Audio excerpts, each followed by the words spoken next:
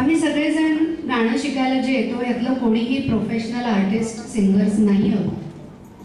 पण सर आम्हाला सगळ्यांना आमची आवड जपण्यासाठी प्रेरणा देत असतात आणि आज तुम्ही आमच्या या प्रयत्नांना इतकी छान दाद देताय त्याचा खूप आनंद होतोय.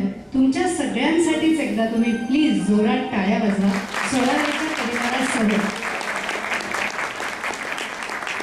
थँक्यू. स्वरालयमध्ये गाणं शिकणं आम्हाला खूप काही शिकवून जातं.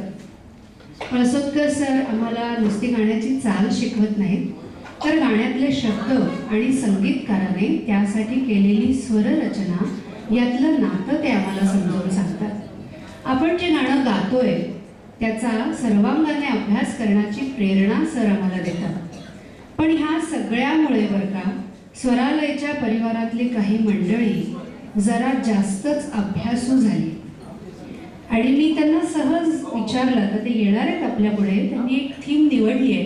त्यांना सहज विचारलं तुम्ही ही स्पेसिफिक थीम का निवडली, यावर त्यांनी मला खूप अभ्यासपूर्ण उत्तर दिलंय.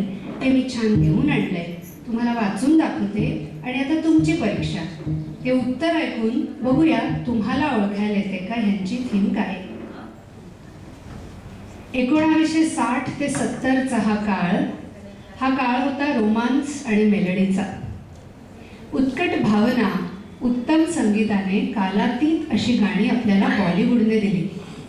ह्या क्लासिक्सच्या यशानंतर उदयाला आलं ते नव्या धाटणीचं, पाश्चिमात्य आणि भारतीय शास्त्रीय संगीताचा मेळ घालणारं नव्या फ्लेवरचं संगीत. R.D. बर्मन, लक्ष्मीकांत प्यारेलाल, कल्याणजी आनंदजी यांनी हा काळ गाजवला.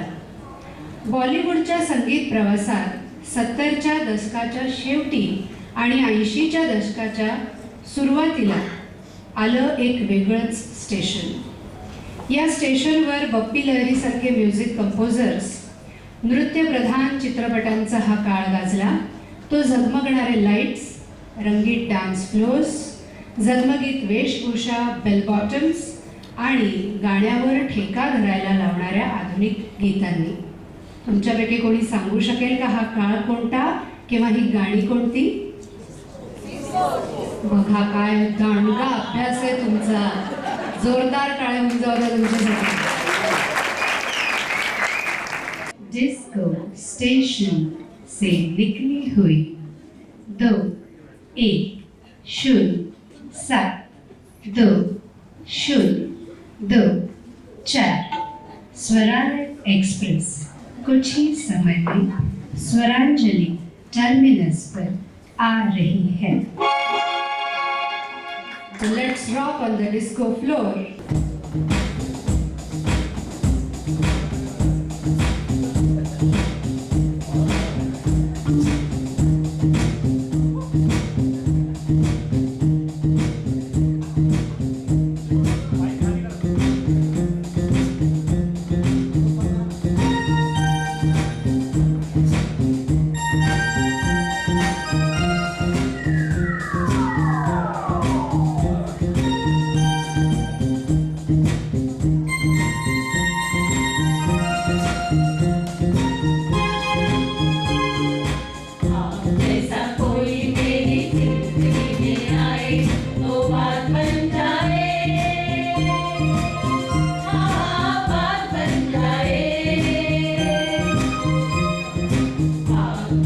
कोई मेरी जिंदगी